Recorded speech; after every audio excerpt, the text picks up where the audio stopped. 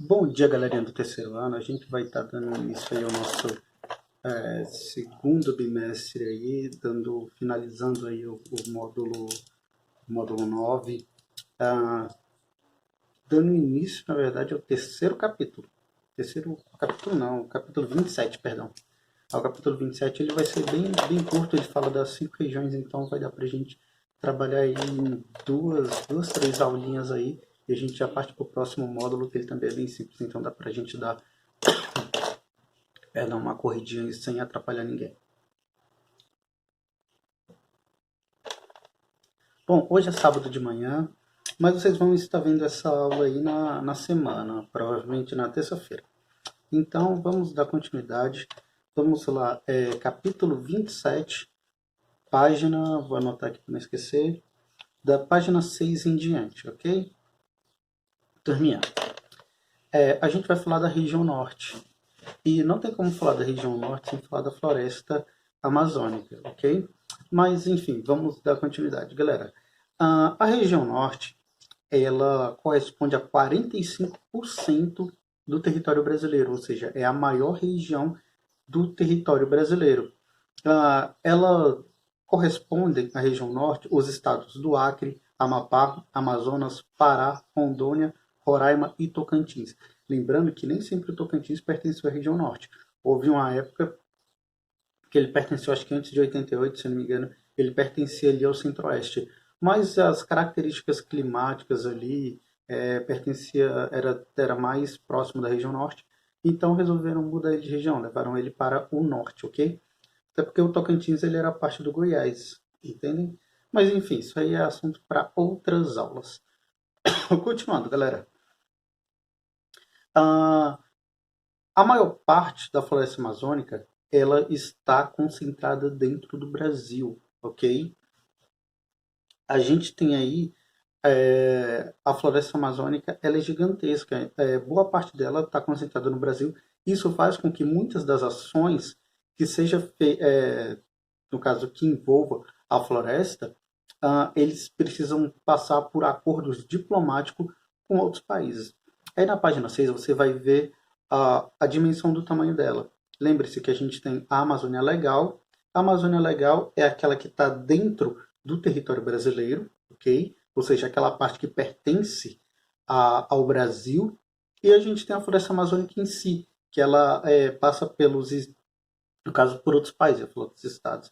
No caso, Venezuela, Suriname, Guiana e Guiana Francesa, Colômbia, Equador, Peru e Bolívia. Todos esses países aí têm um pouquinho da floresta amazônica, mas a maior parte está concentrada aqui no Brasil. A gente também precisa ressaltar alguns pontos, que é como, por exemplo, a Amazônia, no caso a região norte, ela não é uma área onde ela, como eu posso dizer, ela esteja desprovida de povoamento, não, ela tem grandes povoamentos. A gente tem que levar em consideração também que, mesmo sendo a área que tem a menos densidade demográfica no Brasil, a região com menor densidade demográfica, ela ainda assim ela é muito povoada, ok?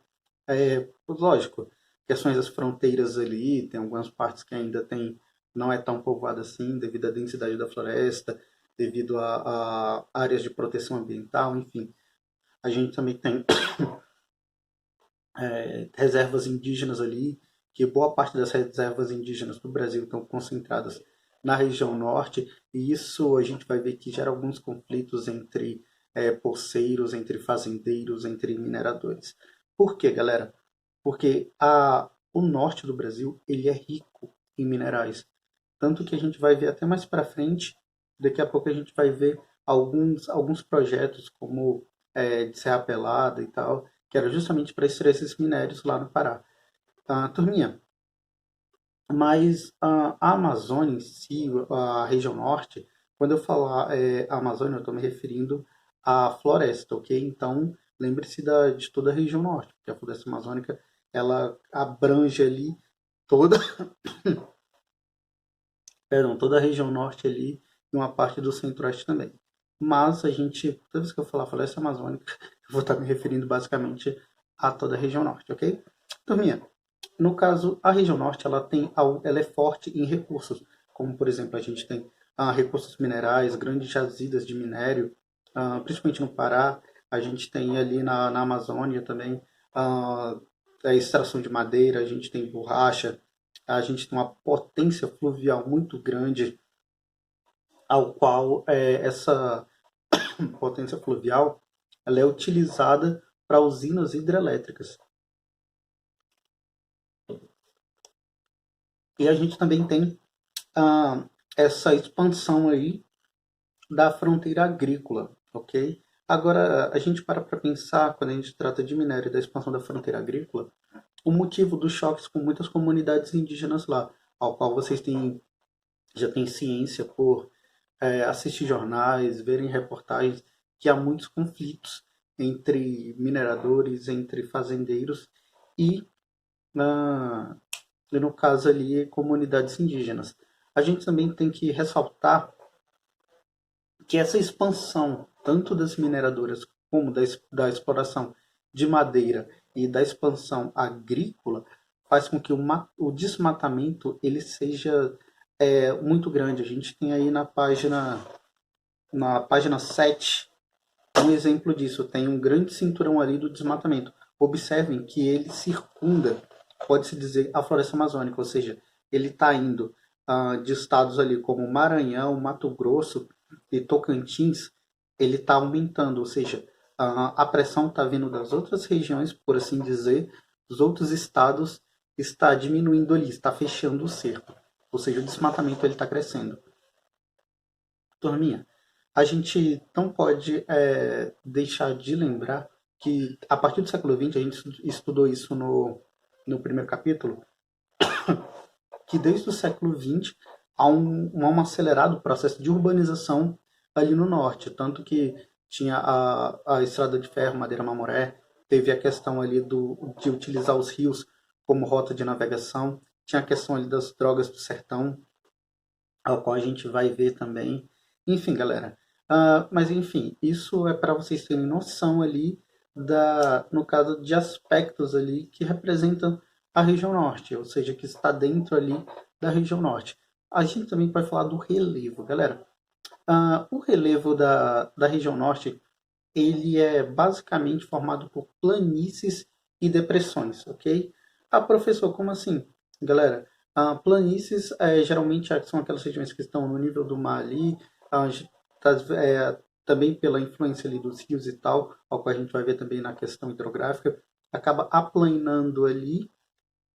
E depressões, no caso, são áreas ali que elas têm uma altitude bem menor, elas estão abaixo, pode-se dizer assim, entre aspas, abaixo ali eu ia falar do nível do mar, mas na verdade as depressões elas têm uma altitude menor do que o relevo que circunda eles, ou seja, da área que circula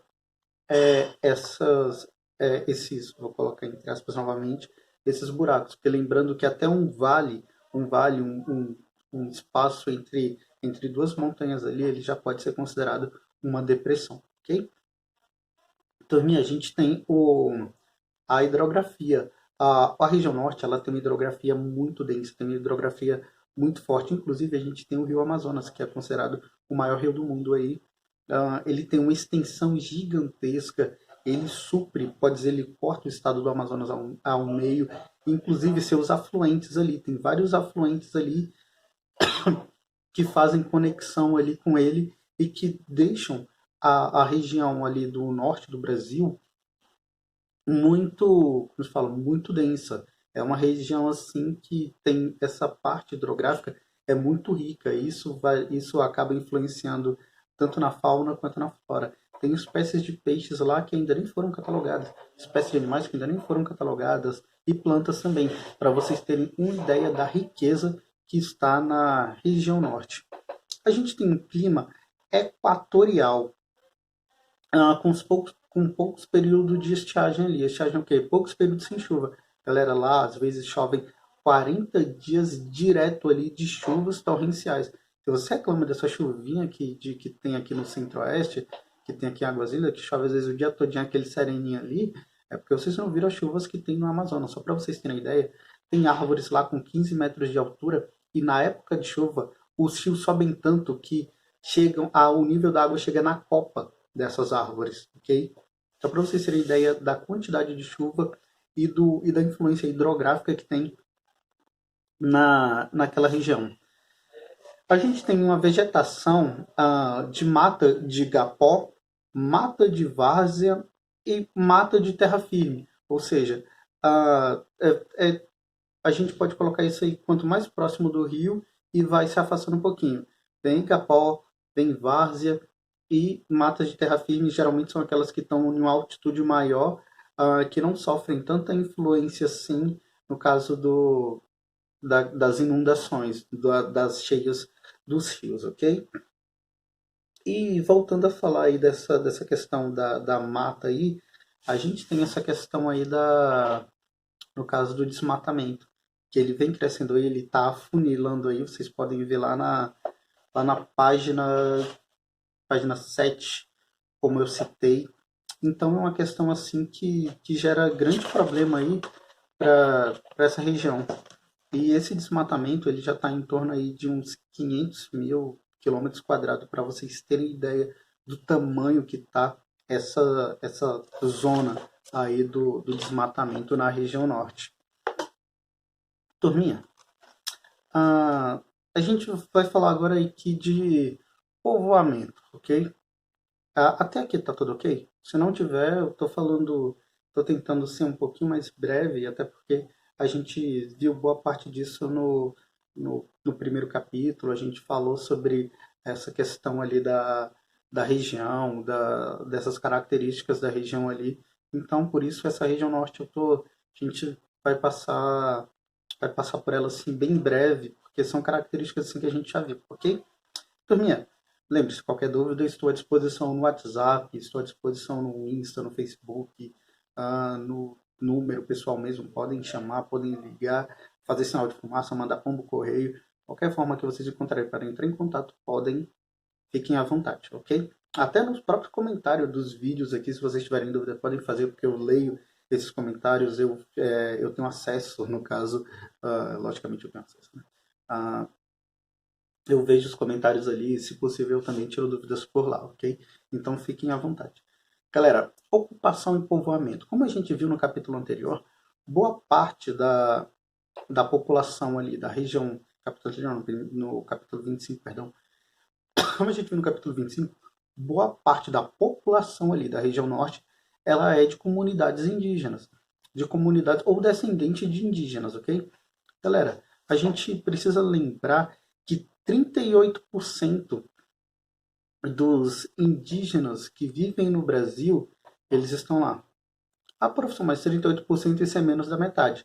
Mas você tem que levar em consideração todo o território nacional. Ou seja, a maior parte dos indígenas estão concentrados lá, mesmo sendo 38%, menos da metade, mas pega esses outros 62% aí e divide pelo Brasil, para vocês verem como, de qualquer forma, a maior concentração indígena ainda vai estar na região norte. E segundo o censo, existem 897 mil indígenas no Brasil. Se a gente for levar em consideração o período da colonização, que tinha em torno de 3 milhões de indígenas, o número decaiu bastante. E nisso como se diz, tem vários fatores aí que levaram à queda dessa população indígena. A gente pode levar em consideração a escravidão na época da colonização, a gente pode citar também o convívio com os europeus, que eles começaram a contrair doenças ao qual eles não tinham anticorpos para combatê-las, enfim. São várias questões. A perda de terra também devido à expansão dessas fronteiras agrícolas, da mineração, a briga por terras e tudo mais, acaba fazendo com que eles percam o território, acabam se mudando para a cidade, assim, essas comunidades indígenas vão se reduzindo. Ok, turminha? Galerinha, falando sobre a incursão na Amazônia, a gente tem que lembrar que lá na época da colonização, no século XVI, isso exatamente, logo no início tinha as chamadas drogas do sertão. Essas drogas do sertão eram algumas iguarias que eles encontravam ali na região norte, como o cacau, a borracha, alguns temperos. Isso fez com que eles adentrassem ali a região, fazendo colônias de povoamento ali, se juntando com os indígenas e tal. Isso um pouco antes ali da escravidão indígena. Lembrando que todo esse processo aí, é, como se diz, foi gradual. Primeiro eles chegaram, eles tinham uma relação, entre aspas, amistosa, mas era de interesse comum, havia uma troca ali. Ah, professor, mas eles estavam trocando madeira e trabalho por espelho, por facas, por machado, isso e aquilo. Galera, tem que levar em consideração que isso era novo para o índio. Ou seja, eles tinham, isso era novo para eles e tinham utilidade. A madeira, principalmente o pau-brasil, ao qual os europeus queriam, não tinha utilidade nenhuma para os indígenas. Ou seja, foi uma troca ali, uma troca equivalente. Teve uma troca ali onde ambos saíram ganhando. Só que, lógico, os indígenas não precisavam trabalhar, eles sobreviviam com o que eles retiravam da terra. E isso acabou fazendo com que eles ganhassem a fama estereotipada, como que eu posso dizer, pejorativamente de preguiçosos, perdão pelo termo, de vagabundos e tudo mais, sendo que não é nada disso. Na verdade, isso se trata do estilo de vida ali, da cultura deles, da forma de sobrevivência ali que eles adotam ali, ok?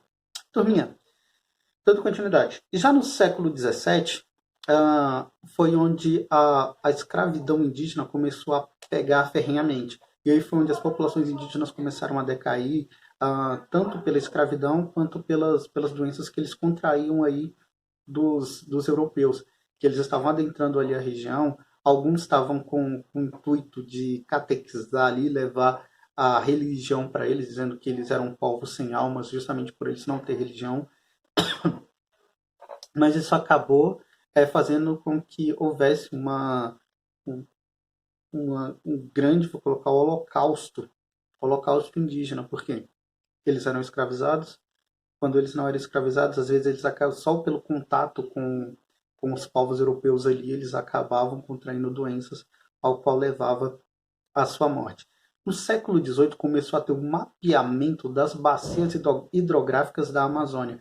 Justamente, lembrando lá, tinha as drogas do sertão, tinha os minérios, tinha tudo. Então eles mapearam os rios da Amazônia justamente para facilitar o deslocamento até o Atlântico. Por quê? Galera, vocês têm que levar em consideração que se hoje a transamazônica ali é difícil de se transportar, ou seja, de percorrer ela, imagina naquele tempo ali onde nem essa estrada existia, ou seja, tinha que ser pelo meio da floresta e tudo mais, isso demorava dias ou até meses, dependendo da situação do clima ali. Então, pelo rio era a rota mais fácil ali, e no século XVIII eles começaram a mapear isso. No século XIX começou a extração de látex. A extração de látex ali, como sabe, o látex ele é uma das matérias-primas ali para se fazer a borracha. Em si, é a borracha em si, né? Ah, eles extraíam isso das seringueiras e tal, e isso fortaleceu a economia ali da região norte. Isso fez com que o povoamento da região fosse desenvolvido, porque muitos saíam de outros estados para ir ali para o norte, para extrair o látex, que era considerado também uma droga de sertão. E assim foi andando ali, a região norte foi ficando mais povoada, eles foram investindo muito nisso. Galerinha, vamos lá para a página 9. Página 9 ela fala dos projetos de desenvolvimento regional. Turminha, a gente começa aí falando das fronteiras. Essas fronteiras aí, eles tentavam, como a gente citou, acho que na primeira aula, que a gente começou a falar ali das fronteiras do norte, que elas não eram povoadas. Então, tinha uma dificuldade muito grande de controlar a entrada e saída ali de pessoas do território nacional, contrabando. Então, em 1970 começou a ter o Plano de Integração Nacional, onde um dos objetivos, tirando outros, era justamente de povoar ali a fronteira. Em 1968,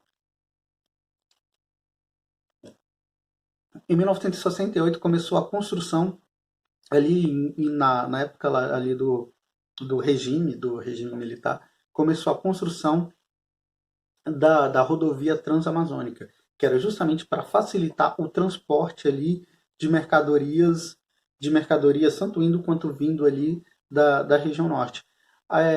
Naquela época, os militares eles já tinham uma noção da importância ali e dos grandes recursos que a região norte tem. Então, eles começaram a desenvolver a, essa rodovia aí, a Transamazônica. Só que vocês podem ver na foto aí do lado que, devido às condições climáticas lá da região norte, como a gente falou, o clima de lá ele é um clima um clima equatorial, ele está bem próximo ali à linha do Equador, então há grandes temperaturas, mas mesmo com grandes temperaturas, a gente tem que levar ali em consideração as árvores, tem muitas árvores, tem muitos rios, isso acontece porque devido à temperatura acaba tendo uma evaporação maior. Devido a isso, devido a ter uma evaporação maior ali, acaba tendo um nível de precipitação muito alto, ou seja, o nível de chuva é elevado. Isso faz com que essas estradas, principalmente a Transamazônica, tenha muito problema de locomoção, tanto que direto vocês veem aí vídeos de caminhoneiros atolados aí nessa estrada aí, nessa rodovia. E até hoje, galera, essa rodovia ela ainda não está totalmente pavimentada. Apenas uma pequena parcela dessa rodovia aí, mesmo sendo de grande importância, está pavimentada. Lógico, a gente tem que levar em consideração que o certo, pela extensão territorial do Brasil, não era usar caminhões para transportar alimentos, para transportar mercadorias. O certo seria focar boa parte disso em linhas férreas, justamente por ser mais rápido, mais barato e outra, trem não atola. É diferente das condições climáticas, principalmente do norte ali. Turminha, a gente tem o projeto em 1979 do Grande Carajás. Esse projeto é onde teve ali no Pará, onde tem até uma série que fala lá de Serra Pelada, dos movimentos ali de mineração que foram grandiosos, quando o minerador achou uma pepita de ouro ali grande, e aí esse boato correu, que começou a ir muitos mineradores para lá, de forma que acabou se desenvolvendo ali a região, justamente atrás de minério. E hoje a Vale do Rio Doce está investindo bastante lá. Tem uma amiga minha que trabalha lá e o foco das empresas lá é justamente tá nessa área de mineração. Tanto que lá ela até falou assim, Felipe, solta um currículo aqui que eles estão chamando professor aqui a roda. Lá eles procuram isso, porque o foco lá da cidade é outro. Entendeu? Eu quero continuar nessa cidade aqui, então eu vou continuar aqui. E, enfim, mas ela falou que lá tem uma carência muito grande em outras áreas. Nessa área da mineração, lá é o forte, lá é o caminho, lá o pessoal ganha muita grana com isso, mas em compensação as outras áreas ficam carentes de profissionais. Só para vocês terem uma ideia do que esse projeto Grande Carajás aí influenciou na região norte. Começou ali de uma forma, vou dizer assim, rústica, mas acabou se desenvolvendo a ponto de tornar algo ali que tem influências até hoje naquela região. A gente teve aí em 1960 a construção da Zona Franca de Manaus, que pode ser que é um dos maiores polos industriais do Brasil, se não o maior. Vocês têm a imagem aí na página 9, vocês têm aí, só para vocês terem noção aí do tamanho dessa, como se diz, desse polo industrial. Muitas das mercadorias que vocês pegarem, procurem lá. Então, às vezes tem lá escrito assim, produzido no Polo Industrial de Manaus. Tem até o símbolo de uma avezinha lá. Algumas capas de CDs vocês podem, geralmente tem lá, vocês podem ler podem procurar que tem lá, produzido no Polo Industrial de Manaus. Galera, em 1966 teve a criação da Sudam, que significa Superintendência de Desenvolvimento da Amazônia. Galera, isso aí a gente já está lá na página 10. Isso. Página 10. A Sudam, ela tinha o objetivo de organizar, como se fala, a ação do governo federal na Amazônia, ou seja, começou a fiscalizar e a gerenciar a ação do governo federal ali na Amazônia, envolvendo tanto questões de minerações, questões de povoamento, questões de saneamento, questões da construção das hidrelétricas, ou seja, tudo que fosse referente ao desenvolvimento da Amazônia, a Sudã ela ia regulamentar para desatolar um pouquinho ali, para ajudar a organizar ali o governo federal nessa região. Que é isso em 1966. Galerinha, vamos lá para a página... assim, na página 10 você tem aí um gráficozinho aí, tem um mapinha aí, mostrando a Amazônia e região e as usinas hidrelétricas, para vocês terem ideia do tanto de usinas que tem lá, de como eles aproveitam essa potência hidrográfica, essa potência fluvial aí na região. Lá na página 11, a gente tem os povos da floresta, conflitos e perspectivas da Amazônia. Galerinha, lá a gente tem essa questão aí da comunidade versus a natureza. Quando eu coloco assim, comunidade versus natureza, eu tô tratando mais, como eu posso dizer, se tratando dos povos da Amazônia mesmo, eles têm um convívio ali harmônico, ou seja, tanto as populações que habitam ali, as nativas de lá, geralmente elas retiram o que precisam sem degradar ali o meio ambiente. E já o pessoal que vem de fora ali, que geralmente eles vêm para... Não estou generalizando, mas boa parte acontece isso. No caso de mineradores, no caso de fazendeiros, eles acabam desmatando além do que deve ali e acaba gerando um impacto ambiental muito grande. Mas os povos dali, como as populações de indígenas, seringueiros, quilombolas, ribeirinhos, beiradeiros e as quebradeiras de coco, sim, galera, tem comunidades de quebradeira de coco, coco babaçu. Tem um plantio ali, eles só vão quebrando ali, eles vão quebrando os cocos para poder tirar ali o seu sustento. Dali eles fazem artesanato, fazem óleo, enfim, fazem meio mundo de coisas ali. Só que isso, galera, essa comunidade que vem de fora, esse pessoal que vem de fora, acaba tendo muitos conflitos ali na região. Como eu falei, conflitos com comunidades indígenas, conflito com todas essas comunidades que estão ali, que eles lutam para tirar o seu sustento e mesmo assim ainda preservar. Tem uma galera de fora aí que não pensa em preservar, só pensa em desmatar, visando ali o lucro, visando ali ter um retorno de capital ali, usufruindo dos recursos naturais ali da floresta amazônica ali, no caso da região norte, ok? Isso acaba gerando muitas mortes, tem muitos conflitos, isso é uma questão aí que precisa ser trabalhada, precisa ser estudada, precisa ter todo um aparato aí legal para poder resolver esse problema, ou no mínimo minimizar, ok? Turminha, o que tinha para hoje era isso, e eu deixo aí a atividade da página 13 aí para vocês, ok? Isso, a atividade da página 13. A próxima aula a gente vai falar aí da região Nordeste, ok? Região Nordeste, provavelmente acho que Centro-Oeste. Então, fiquem bem, tenham uma ótima semana aí, um bom sábado, hoje é sábado, mas vocês vão ver na terça, então, tenham uma ótima semana aí, um bom feriado e um ótimo final de semana. Até mais.